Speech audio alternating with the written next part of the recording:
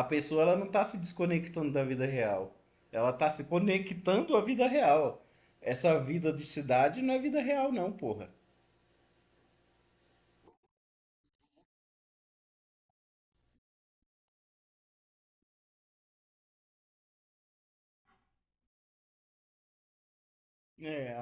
Isso aqui é coisa fora da realidade.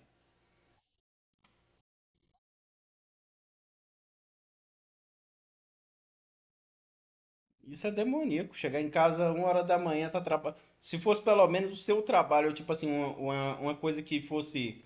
Ah, é minha empresa, eu tô trabalhando pra mim mesmo, né? Aí seria outros 500, né?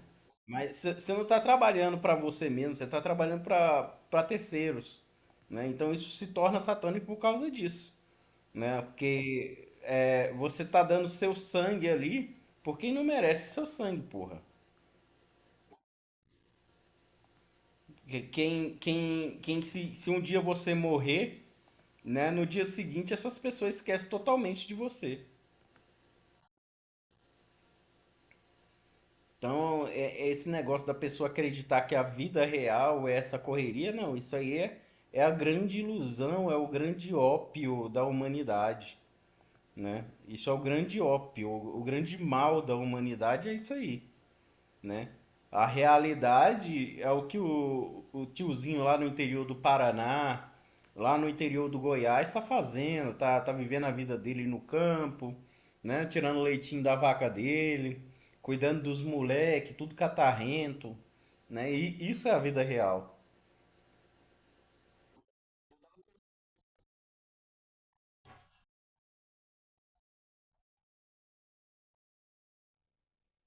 Exatamente.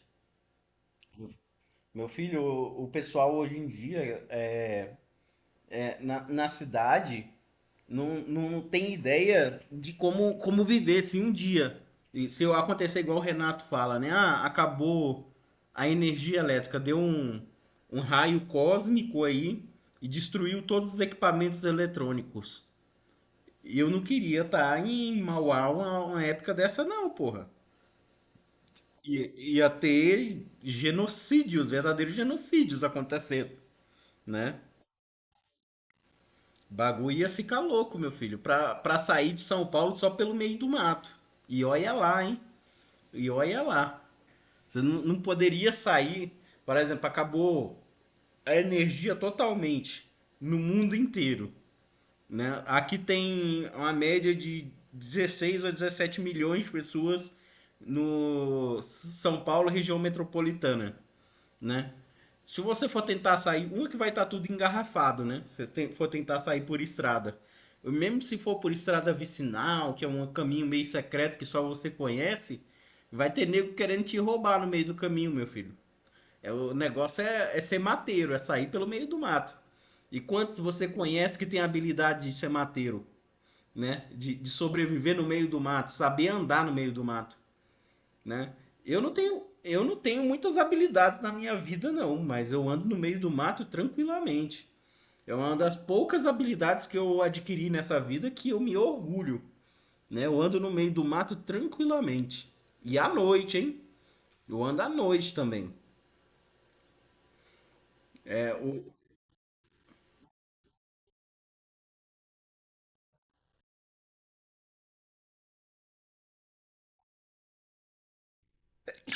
Pois é, bicho.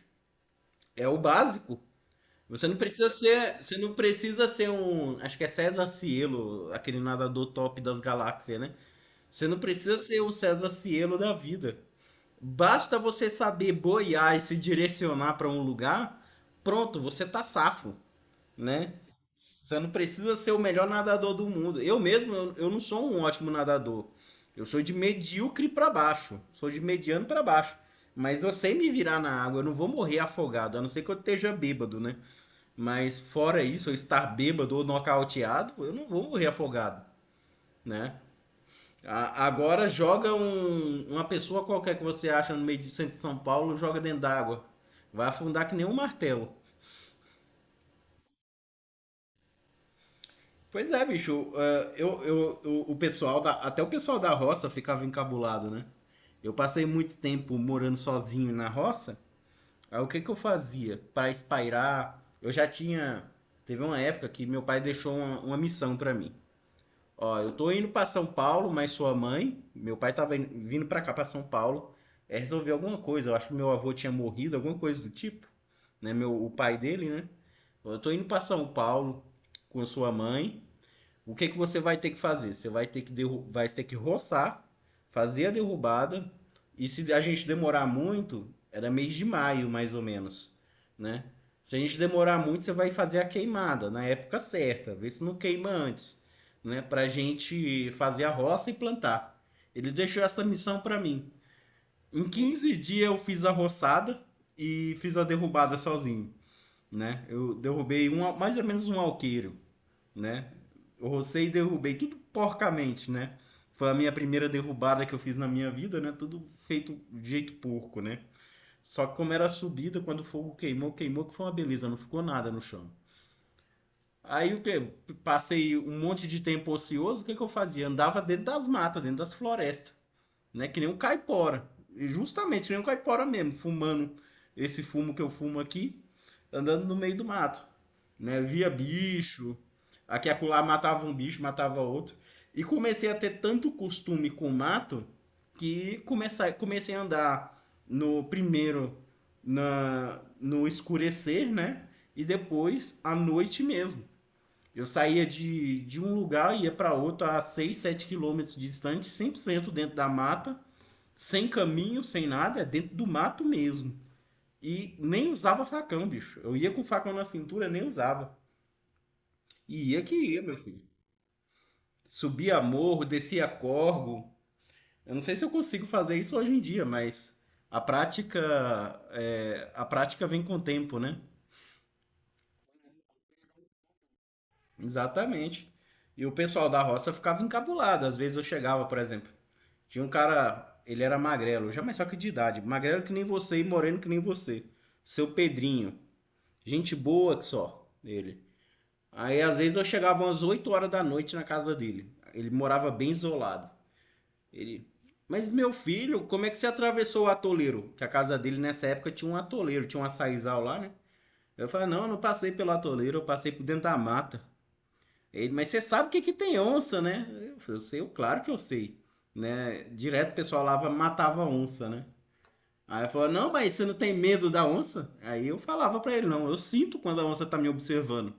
Eu sinto ela, né? E é bem fácil você saber quando a onça tá te observando. A mata inteira para, principalmente se for de noite. Nem os grilos canta quando a onça te observa, nem os grilos canta, bicho. E o fedor de carniça também você sente de longe, por isso que ela sempre vai pelo contra o vento, porque ela fede muito a carniça, a onça, né? Então, você não sabia disso? Ah, pois é, até os grilos, sapo, grilo, coruja, qualquer bicho que tiver cantando, parou de cantar à noite, é porque a onça tá ali perto. Você nunca vai escutar ela à noite e nunca vai ver. Você vai sentir ela. Você nunca vai escutar e muito menos ver, porque ver onça de dia já é difícil, né? Mas sentir ela você sente a presença dela. Mas isso aí é instinto que só quando a pessoa tá há muito tempo no mato, a pessoa percebe. Por exemplo, se eu for entrar no meio do mato hoje, né, do jeito que eu tô aqui hoje, talvez eu não sinta a presença de um animal me observando, né? Mas às vezes eu até encabulo minha mulher aqui, né? Às vezes eu tô dormindo, virado de costa para a porta, e eu começo a falar com ela, que ela tá chegando, né? Chega descalça, né? E eu começo a falar com ela, né? E ela fica sem entender como é que eu sabia que eu tava ali, que ela tava ali, né? Mas a gente sente mesmo. Você sente, às vezes até dormindo, você sente a presença de outra pessoa. Você nunca teve isso?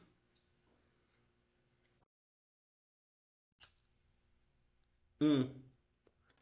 Mas isso é geralmente a pessoa quando ela passa muito tempo sozinha, ela percebe coisas que quando tá com outra pessoa ela nunca vai perceber, né? Você Exatamente. Não, eu não sei se eu já te contei. Não sei se eu já te contei. Isso é em outra terra que a gente tinha lá. Que a gente tinha duas terras lá. Na outra terra, a gente tinha uma casinha que ficava uns 50 metros do córrego. Só que o córrego era um riacho cheio de pedra. E tinha muita corredeira lá. Aí era barulho. Se você fechasse a porta, você não sabia se estava chovendo ou se era o córrego fazendo barulho. Era barulho de chuva o tempo inteiro, né? Como se tivesse. Então, e às vezes, umas 3, 4 horas da manhã, parava total. O córrego parava de fazer barulho. Como é que você explica isso?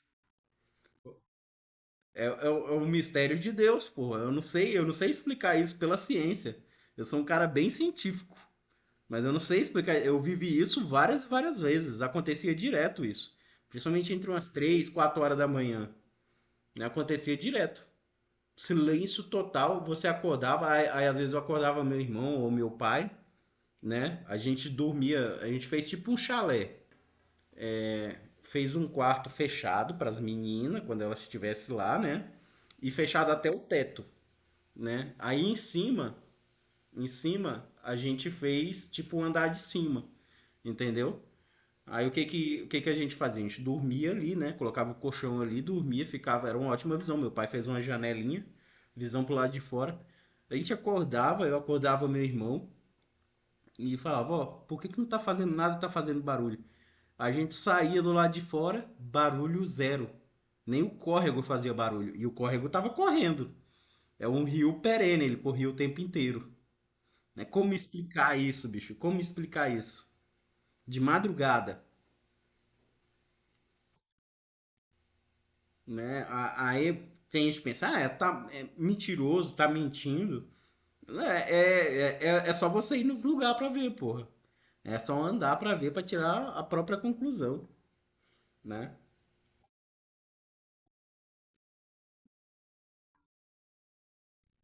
Quem disse que não come? Come, come. O que que acontece? Isso é, isso é uma lenda muito boba, que causa muito prejuízo. Fala assim, a onça não vê o ser humano como caça.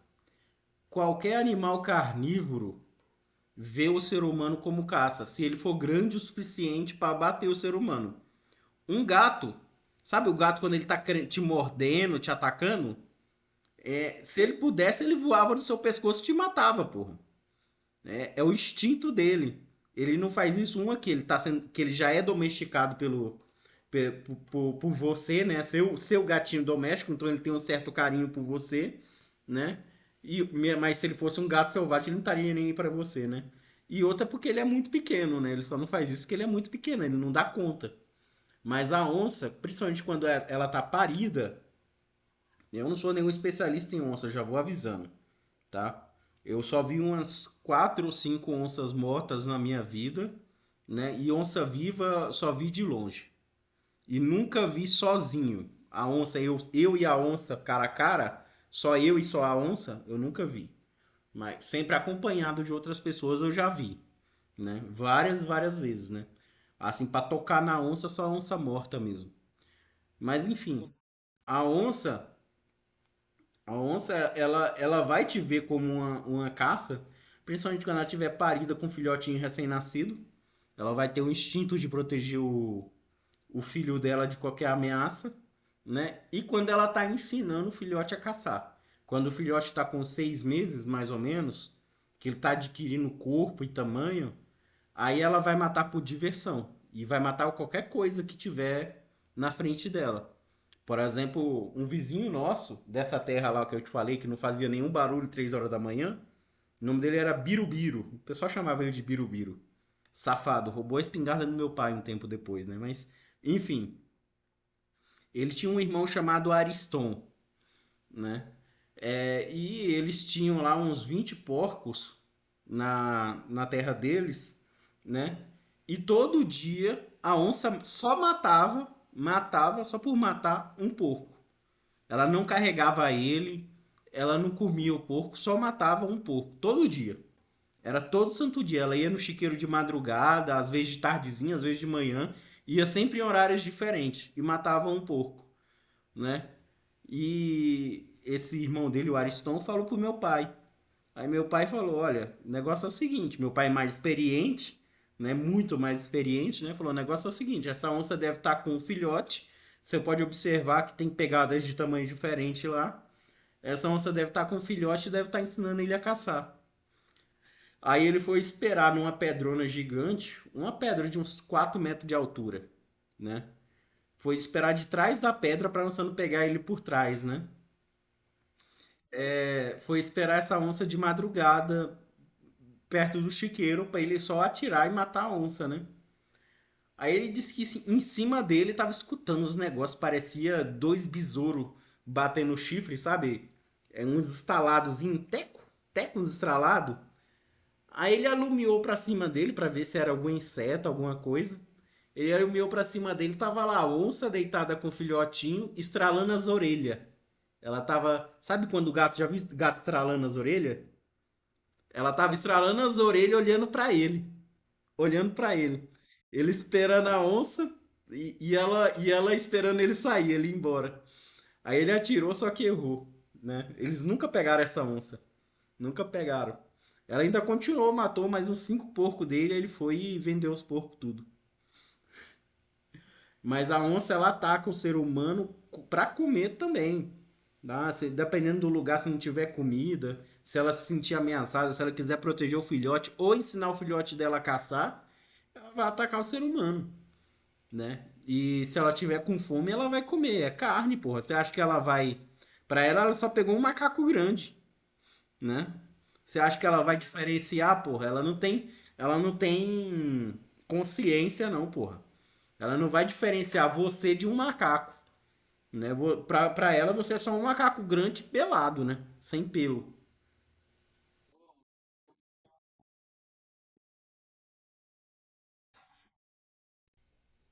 É, eu acho que não tem nenhum predador de mais topo do que a onça, não. É predador de topo mesmo. É, tem outros animais mais perigosos que a onça, mas não são predadores, são herbívoros. Dois dos animais mais perigosos que a onça, um é o porcão, o porco do mato, não é o javali, não. É o porco queixada. Se você vê uns porcos todo arrupiado numa beira de estrada no Paraná, você vai para o Paraná há muito tempo, né? Você vê uns porcos todo arrupiado e com queixo branco, a parte de baixo do queixo branco, e fazendo barulho parecendo de martelo no prego, ele batendo nos dentes, chega a sair faísca, bicho. Ele batendo nos dentes dele. Sai faísca, eu não tô zoando, não. Ele bate os dentes e você escuta de longe ele batendo nos dentes. Batendo no queixo, né? Esse é o queixada, esse é o perigoso. E se ele for pequeno, ele é o mais perigoso, que é o queixada tipo tiririca que eles chamam. O menorzinho é o mais enfesado. Aí como é que você se livra do porco do mato? Que eles vêm em bando de 50, 100, 200, 300. Eu já vi bando de mais de 300. Né? Como é que você livra deles? É só você subir num toco com mais de 1 metro de altura. Sobe num lugar com mais de 1 metro de altura. Ele não vai, ele não sabe escalar. Ele é animal com casco. Pronto, você tá salvo, né? Ele não é todo arrupiado? Então, então, esse é o queixada, né? Ele é perigosíssimo. O que acontece? Teve uma vez, um cara lá, João Falafina, ele falava bem fininho assim, né? Ele foi caçar mais meu pai e foi usar um 38 com bala antiga e na hora H o 38 lencou, os porcos arregaçou a perna dele. 30, os porcos arrebentou a perna. É porque assim, foi um pessoal que foi caçar em grupo, né? Tinha umas 6 a 8 pessoas lá. Se ninguém tivesse puxado ele, ele teria morrido. O porco ataca, morde a perna do cara, arrebenta o cara cai no chão, já era. Ele vai na jugular, ele vai nos lugares mais mole, né? Hum? Nada e nada bem. Todo bicho nada. Eu nunca vi um bicho que não nada. O outro bicho, né? Eu falei do porcão, né? O outro mais perigoso que a onça, que você nunca deve se intrometer com ele, é o bandeira. Tamanduá-bandeira.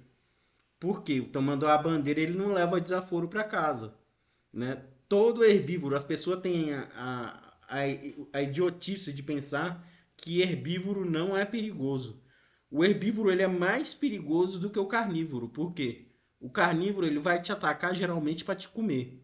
O herbívoro, quando ele te ataca, é para te matar, simplesmente para te matar, né? Então todo herbívoro é perigoso. Não existe um animal que não seja perigoso. Se ele tem tamanho suficiente, velocidade e força suficiente, ele é perigoso.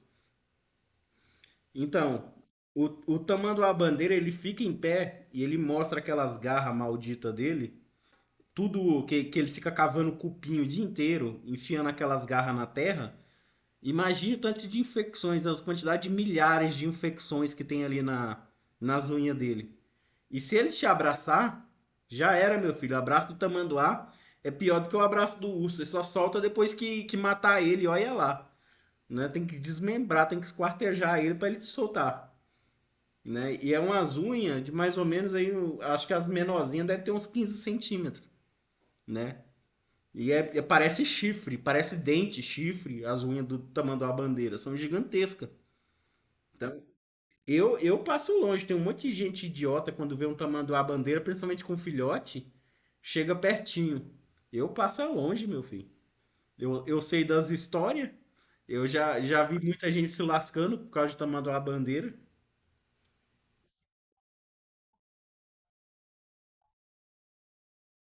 Caititu, ele tem hábitos parecidos com o porcão. Só que qual é a diferença dele? Enquanto o porcão anda com brandos gigantes, há uma curiosidade. O porcão, ele é tão perigoso que as onças nunca atacam ele de frente. As onças ficam, por exemplo, passou um bando de porcão aqui agora, né? Você pode esperar uns 15 minutos que você vai ver uma onça passando atrás. Por quê?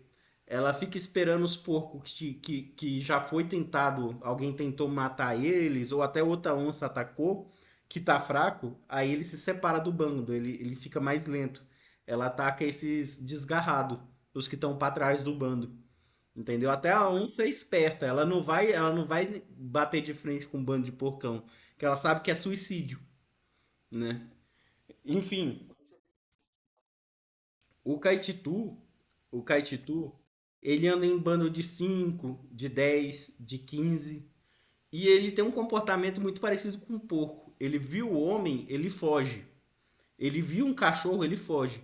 O que que o porcão faz se ele vê um cachorro? É o pior, eu não sei, porque não existia cachorro na América do Sul. Mas se você quer atrair, tem um bando de porcão aqui perto de você, está escutando bater de dente, né? É só você latir que nem um cachorro, eles vêm tudo pro seu pé. Eles odeiam cachorro, eles odeiam cachorro. Se você latir que nem um cachorro, você mata quantos quiser. Meu pai fazia isso direto, né? Ele começava a subir no toco, começava a latir e trazia 10, 15 porcão do mato para casa. Né? A gente só ia buscar os porcos. Matava quantos quisesse, ele selecionava os que ia matar. Óbvio, é uma das carnes mais deliciosas, a carne do porcão. O caititu, ele é diferente. Ele é uma espécie diferente de porco, né? Por ele ser diferente, ele tem uma glândula em cima do... Você já comeu copa de lombo ou lombo de porco? Então, no lombo do caititu, que tem chama de cateto, é ridículo, é caititu o nome. No lombo do caititu, nas costas dele, tem uma glândula que é a almísca dele, é um cheiro que ele faz para atrair as fêmeas. É onde a gente fala que tá a carniça dele, né?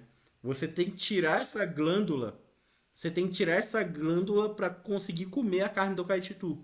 Porque se você não tirar essa glândula, se você fizer a carne, você só tirou o couro dele ali, limpou, tirou o fato, arrancou a cabeça fora, arrancou os pés fora e coloca para assar ou para fritar, a carne vai ficar com um gosto horrível, né? Parecendo, você já comeu porco inteiro? Porco que não é castrado? por causa da grande quantidade de testosterona dele, ele fica com gosto horrível. Entendeu? Ele fica com um gosto muito ruim. É a mesma coisa que acontece com o caititu. Você tem que tirar aquela glândula. E mesmo você tirando aquela glândula, a carne nem se compara com a carne do porcão. A carne do porcão, você nunca comeu nada igual na sua vida. Mesmo sendo você já comendo porco na sua vida. Você nunca comeu nada igual na sua vida. É uma das melhores carnes que existe. Para mim, só existe duas carnes que se equiparam ao porcão do mato, que é o mateiro, que é basicamente um filé mignon inteiro, o mateiro. A carne mais magra que existe. E é vermelhinha, vermelhinha que nem sangue, né? E a paca, né? A paca, pra mim, é a top um das mais saborosas que existem. Carne de paca. Mas enfim, o Caititu, ele tem hábitos diferentes, tá? Ele anda em bandos muito menores, ele tem medo do ser humano e medo de cachorros. Enquanto o porcão, se ele vê um ser humano ou um cachorro, ele vai atacar. A diferença é gigantesca. Lá tinha muito. Tem gente que, por exemplo, não se engane, carne de caititu é caríssima. Eu acho que deve estar em torno de mais de R$ 400 o quilo. Ela é caríssima. Ela é caríssima. Tem gente que paga caro para comer carne de caititu. No sul do Pará, o caititu é uma praga, né? Em todo o cerrado brasileiro, o caititu é uma praga, né? Então, o que que as pessoas fazem? Quando elas matam caititu, que o caititu ele fica comendo as roças de milho, né? Destruindo as roças de arroz por onde eles passam, né? Ele fica destruindo as roças.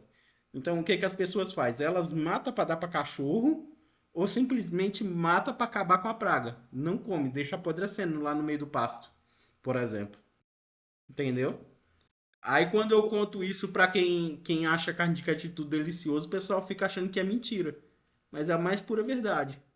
Eu já vi várias vezes, nego pegava gasolina, os caititu eles entravam dentro daqueles buracos do tatu canastra, entrava 10, 15 caititu dentro do buraco do tatu, né? Os caras jogavam gasolina e tacavam fogo. Matava os caititu tudo lá dentro.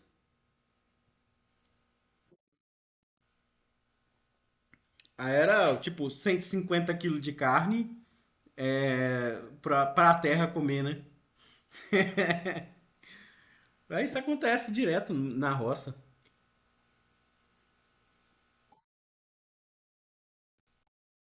Hum.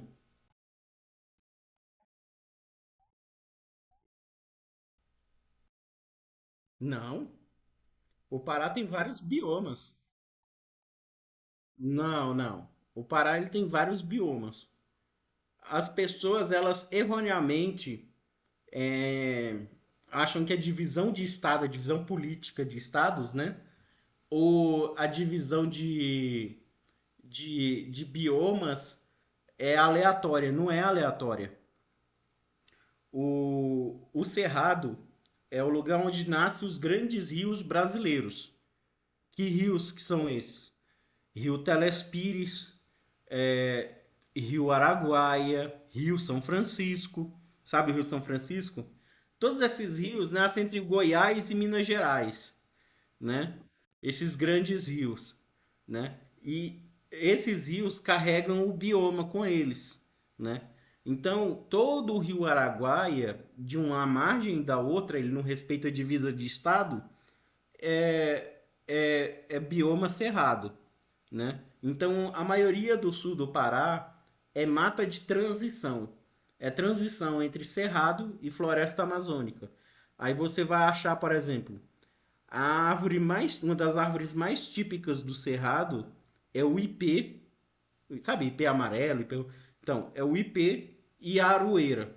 Você acha ipê e aroeira num lugar, no mesmo lugar você acha um pé de castanha do Pará, que é uma árvore típica da Amazônia, né? E o mais interessante, tem pedaços de Mata Atlântica no sul do Pará, que, por exemplo, no município de Santana do Araguaia, lá é cheio de pau-brasil. Pau-brasil, ela não é uma árvore da floresta amazônica, é uma árvore de Mata Atlântica. Lá é cheio de pau-brasil. Lá tem serrarias que só serram pau-brasil. Os caras fazem móveis para vender pro Brasil e pro mundo, né? Lá tem Mata Atlântica, lá tem Cerrado, lá tem as matas de transição, né, que é entre uma e outra. Tem Mata dos Cocais, por exemplo, a região de Xinguara. É cheio de babaçu. Tem gente que planta aquilo, que é uma árvore, é uma palmeira muito bonita, né? Tem gente que planta aquilo em outros estados, mas na região do Maranhão e de Xinguara, que fica do ladinho do Maranhão, né? Aquela merda é uma praga. Você pode arar a terra 50 vezes, é uma palmeira. Você ara a terra, você taca veneno só pra matar a palmeira, e daqui a 6 meses tá cheio de babaçu novinho no seu pasto de novo. É uma desgraça, é uma praga, né? Tem mata de cocais, né, igual eu te falei. Tem nas regiões de, de beira-mar, né, perto do Oceano Atlântico, é cheio de manguezal, que é um bioma totalmente diferente, né? E o restante é floresta amazônica. A maior parte do estado do Pará é floresta amazônica. Mas o sul do Pará tem bastante cerrado. Não existe o quê? Bom, eu já vi pedrinhas de gelo, mas geada mesmo só em regiões altas. Altas e que lá no Pará venta muito, então qualquer lugar poderia, né, se fosse alto o suficiente, poderia ter geada. O problema, o problema é que o Pará ele tem uma altitude muito baixa. Os lugares mais altos do Pará, até onde eu tenho conhecimento, é a Serra do Cachimbo, que grande parte dela ou é território indígena ou é território militar. Mas eu já tive lá na Serra do Cachimbo, tanto em território indígena quanto em território militar, quanto em área do estado, área que é não definida, né? Área que não tem ninguém. Já tive bastante na Serra do Cachimbo. Lá deve ser uns 450, 500 metros de altitude. Já dá para ter geada, mas é só floresta, não dá para saber, né? E os outros lugares é 300 metros de altitude do mar, do nível do mar. Então não dá geada. O que dá muito, como lá no Pará tem muito rio, Pará significa terra com bastante rio, né? Na língua dos indígenas retardados de lá. Como lá tem muito rio, lá tem muita baixada, muita região que é vale, sabe? Baixada. E nessas baixadas, nos meses mais secos e que mais ventam, dá uma sensação térmica do cacete. Uma sensação térmica de frio que você nunca sentiu. Porque tá ventando pra caralho à noite. Eu tô falando é vento de 40 km por hora, 50 km por hora. É vento forte. Né? E o vento vem seco, porque é o mês mais seco do ano, o mês de agosto, né? E bate na beira do rio, né? E leva aquela umidade junto com ele, né? Aí a mistura disso tudo dá um frio de lascar, bicho. Uma sensação térmica abaixo de zero. Só que tá 18, 19 graus. Só que a sua sensação térmica é de abaixo de zero, né? Então o frio do Pará, às vezes, é maior do que o frio do Rio Grande do Sul. Dependendo do lugar que você tá. Ô, louco, então lá dá pra, é um lugar bom pra fazer. Como que é que eu esqueci o nome? Como-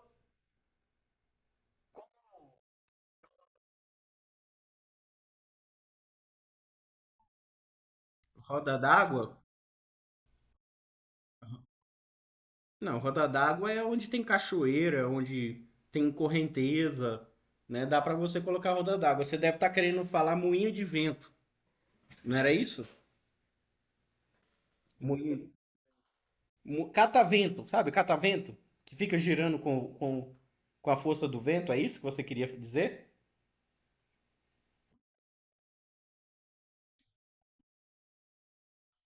Não, roda d'água tem muita gente que tem lá, né? O que que o pessoal faz? Ah, tem uma cachoeira aqui na minha terra, né? Eu só simplesmente coloco um cano aqui, faço a base de concreto ali na. A cachoeira ela tem um ponto mais alto e um ponto mais baixo, né? Então, a pessoa lá no ponto mais baixo, ela faz uma base de concreto para colocar a roda d'água, né? Afastada uns 3 metros daquela queda, né? Daquela queda d'água. Coloca um cano ali para captar água, para o cano jogar água para a roda d'água e pronto. O cara com a roda d'água, ele pode colocar uma bomba sem energia, uma bomba d'água que funciona sem energia, só com a rotação da roda d'água, O cara pode colocar um gerador ali com um dínamo. Sabe esses geradorzinho de carro? Ele com um geradorzinho de carro, ele já tem umas lâmpadazinhas na casa dele. E é energia infinita para sempre, né? É, enquanto tiver água, né? Geralmente os rios do Pará são bem perenes. Então é muito difícil você ter um lugar onde tem um rio que ele seca. Geralmente os rios lá nunca secam.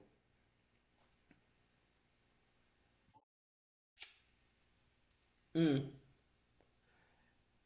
Mas lá é um lugar maravilhoso.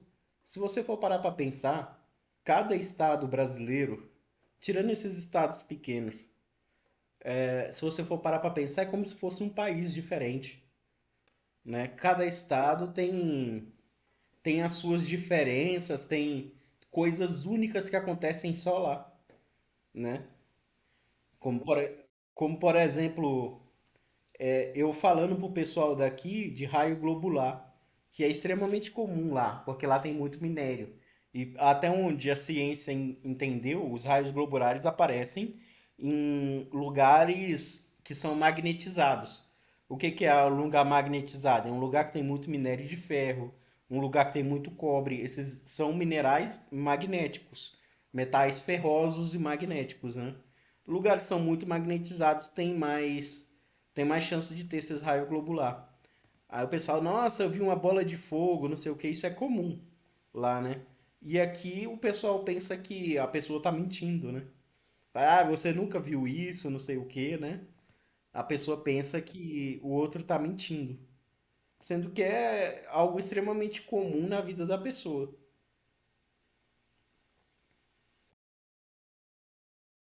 É extremamente comum pra lá. Qualquer lugar que tem muito minério, né, tem muito raio globular. Né? E geralmente é quando está perto de chover, quando está se formando uma tempestade. E ele é perigosíssimo, viu? Se você não viu e não queira ver de perto, né? Você pode admirar ele de longe. De longe que eu falo uns 100 metros, 200 metros de distância. Mas nunca queira chegar perto de um raio globular. Porque o que acontece? Ele é um raio, só que em formato de bola. A gente chama ele de raio bola. Então, se essa porra é um raio, é um raio. Imagina uma bola de futebol. É um raio do tamanho de uma bola de futebol no formato da bola de futebol. Aí, dependendo do minério que tem no debaixo da terra, ele vai ficar de uma cor. Por exemplo, se tem cobre debaixo da terra, ele vai ficar esverdeado, ele vai ser um raio verde, né? Se tem ferro, dependendo do teor de ferro, se o ferro vir com ouro, essas coisas, ele pode ficar vermelho ou alaranjado, né? Então, dependendo da quantidade de minério, ele vai ficar de uma cor diferente, né? Aí se essa porra vier pro seu lado, né? Porque ele é levado pelo magnetismo, ele não é levado pelo vento nem nada do tipo. É levado pelo magnetismo. Se ele vier pro seu lado e te atingir, é a mesma coisa que um raio te atingindo. Só que ele anda muito lento. Às vezes ele anda a uns 10 km por hora, tipo o passo de uma pessoa andando, né? E às vezes ele passa de 40, 50 km por hora. Vai depender da região que ele tá. O bagulho é perigoso, meu filho. Se essa porra te atingir, é a mesma coisa que um raio tá te atingindo. Então você tem que observar, mas observar de longe, né? É no estilo do Rasengan, na verdade. Sabe o Rasengan do Naruto? É uma bola que nem o Rasengan do Naruto, só que ela anda por aí. Ela tá solta, ela anda por aí. Entendeu? É o vento, só que o elemento, no caso dela, é o raio, né? Porque ela é literalmente um raio. Ela é um raio, só que o formato do raio que é diferente. É um formato de uma bola. Né? É uma bola de futebol todinha. Você vai ver o tamanho. Eu nunca vi raio globular maior que uma bola de futebol. Geralmente é do tamanho ou pouca coisa menor que uma bola de futebol. Você percebe isso, né? Mas é uns fenômenos da natureza interessantíssimo.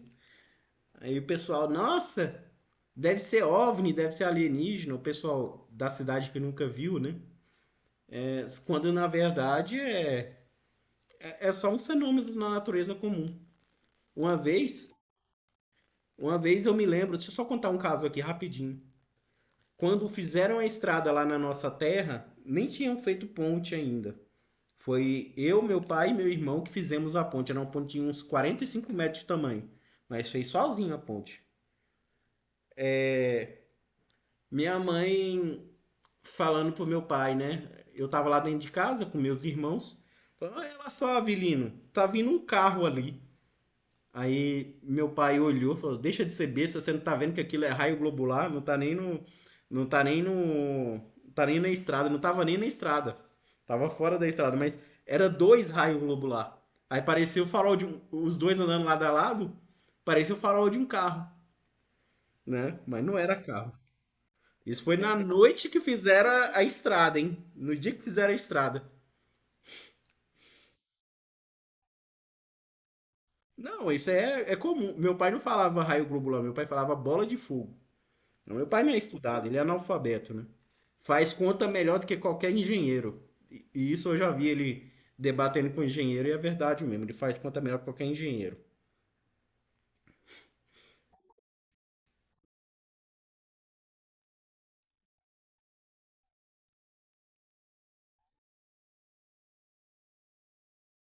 É o melhor condutor que existe. O ouro não é só condutor, é o melhor condutor que existe. Muito rico, o que que eles fazem? Eu já vi história assim, né? Porque lá no Pará muita gente tem muito dinheiro, né? Muito rico, o que que eles fazem? Eles mandam, quando tem algum amigo que é ourives, essas coisas, manda derreter ouro, fazer um monte de fio, né? Emendar os fios um no outro, que é difícil, né? Coloca toda a fiação da casa dele de ouro, né? Quando o cara for pro... fica ali de reserva, né? Quando o cara for procurar ouro na casa do cara, não acha ouro em lugar nenhum, tá nos fios. Ele encapa ali os fios ali, já era. O ouro é o melhor condutor que existe. É, existe, porra, existe. Às vezes os caras misturam com cobre pra. Porque ou cobre, ou então. Meu Deus, fugiu o nome. É, mistura com prata.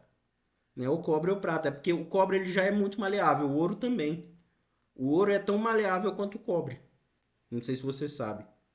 Aí às vezes eles misturam com cobre, né? Às vezes com zinco. Aí fica parecendo latão. Mas não é latão. É ouro mesmo. Ah, os caras fazem. É, tem um monte de artimanha pra você esconder ouro, meu filho. Tem um monte. Você acha que você vai chegar na casa de um garimpeiro que garimpou por 40 anos? O cara tem uma caralhada de fazenda, né? E às vezes as terras dele é tudo cheio de ouro. Você acha que vai encontrar as barras de ouro na casa dele? Ele transformou o ouro em alguma outra coisa. Transformou em pó ou transformou num negócio parecendo terra, mas na verdade é ouro. Né? Tem uns caras que fazem uma vez, morreu um cara lá, finado cabeludo. Mataram ele a paulada. Mas o que importa não é isso. Ele tinha garimpado uma época e ninguém sabia onde ele tinha porque ele não gastava dinheiro. O cara era quase um monge. Então ele não gastava dinheiro, né? Aí o que acontece? Minha mãe ficou cuidando das coisas dele. Ele era muito amigo da nossa família, né? E a gente estava separando as coisas para dar para os filhos dele. Ele tinha dois filhos pequenos, ele era separado da esposa e tinha dois filhos pequenos. Aí eu e minha mãe mexendo nas coisas deles lá para separar as coisas que prestava ainda para dar para as crianças, né? Como memória ou para eles guardar ou para vender que seja, né? É, e a gente viu um monte de jarro de uma terra, parecendo uma terra vermelha, né?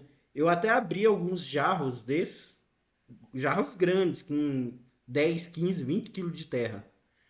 Tirei toda a terra, olhei atentamente para ver se via alguma coisa, o que eu estava procurando. Alguma pedrinha preciosa ou algum fagulho de ouro. Não vi nada. Joguei essas terras na terra, né? Onde hoje é a nossa terra, né? É, o que acontece? Anos depois, eu vendo um canal no YouTube, eu acho que é Sobrevivencialista o nome do canal. Tava lá, você já ouviu falar no Avelino Real? É um cara que mexe com ouro, né? Então, ele fala isso por. Eu tenho um contato dele aqui, eu converso com ele. Então, Ele deve falar isso só de zoeira mesmo, porque ele mesmo tem uma caralhada de Bitcoin que eu sei. Eu tenho o endereço da carteira dele. Mas então, anos depois eu vi esse vídeo do sobrevivencialista que o que é que eles fizeram? Eles foram demonstrar como os italianos escondiam ouro que vinha do Brasil também dos nazistas. Como é que eles faziam? Eles faziam um processo químico que transformava o ouro numa lama vermelha e depois da lama vermelha eles secavam essa lama vermelha e ficava uma terra vermelha. Aquilo era ouro puro, só que foi transformado num processo químico, entendeu? Então eu devo ter jogado quilos e quilos de ouro fora. Você entendeu? O cara morreu, não tem como eu saber se era terra mesmo, se ele tava guardando um pote de terra, sei lá, seja lá por qual motivo, ou se aquilo era ouro mesmo.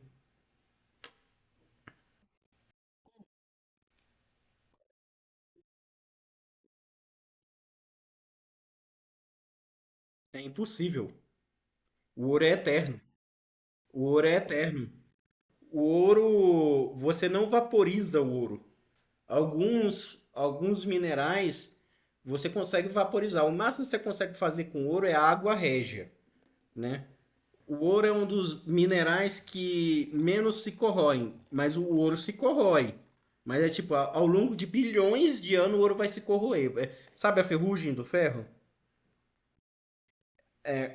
A ferrugem do ferro acontece em semanas ou meses. A do ouro demora bilhões de anos, com B, né? Como eles fazem a ferrugem do ouro em laboratório?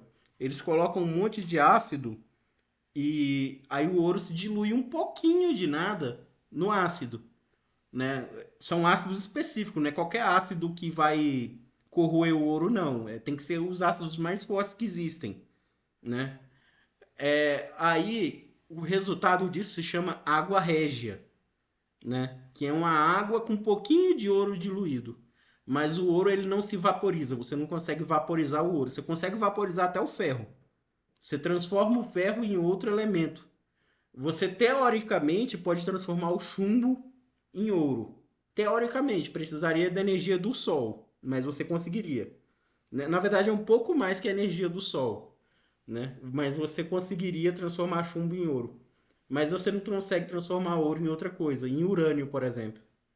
O próximo passo do ouro é o urânio.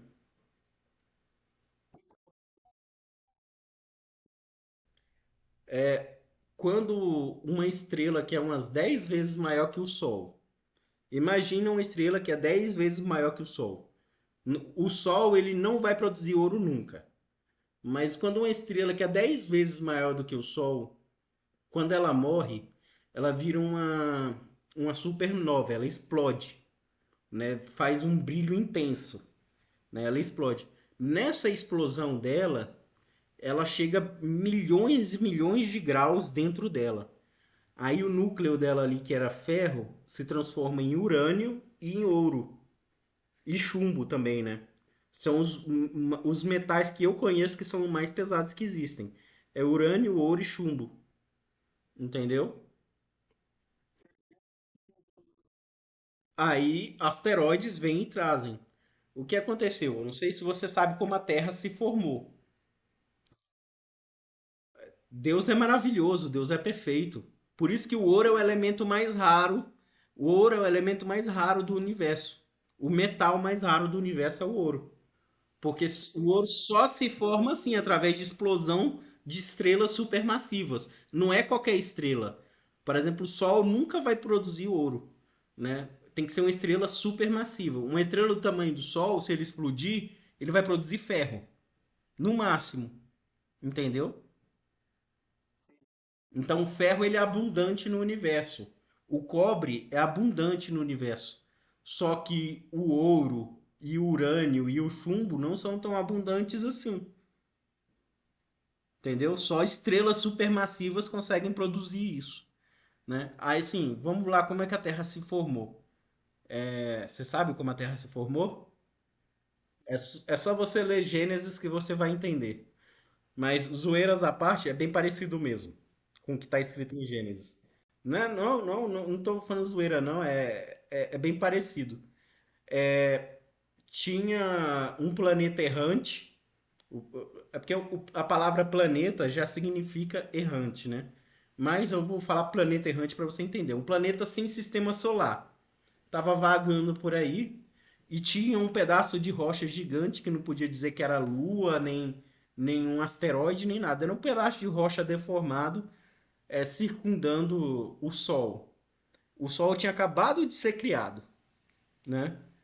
Esse planeta errante essa massa de terra que tinha circundando o Sol se colidiram, né?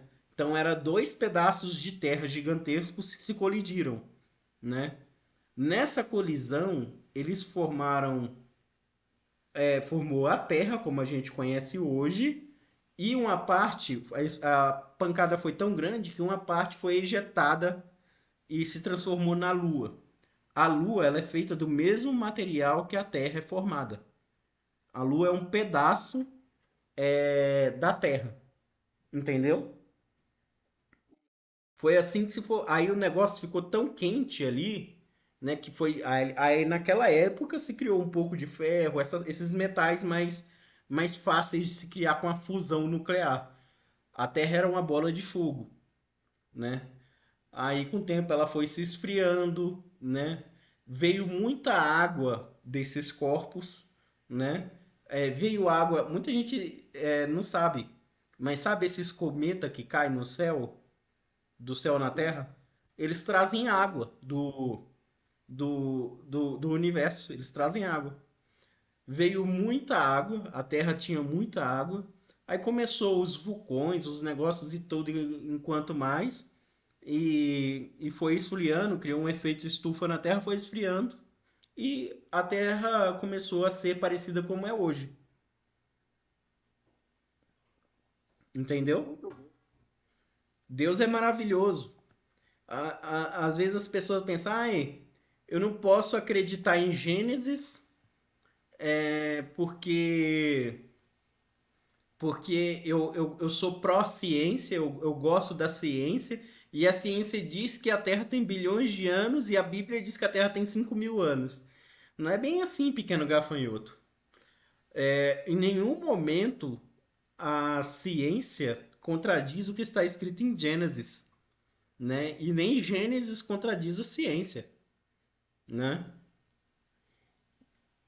Pois é.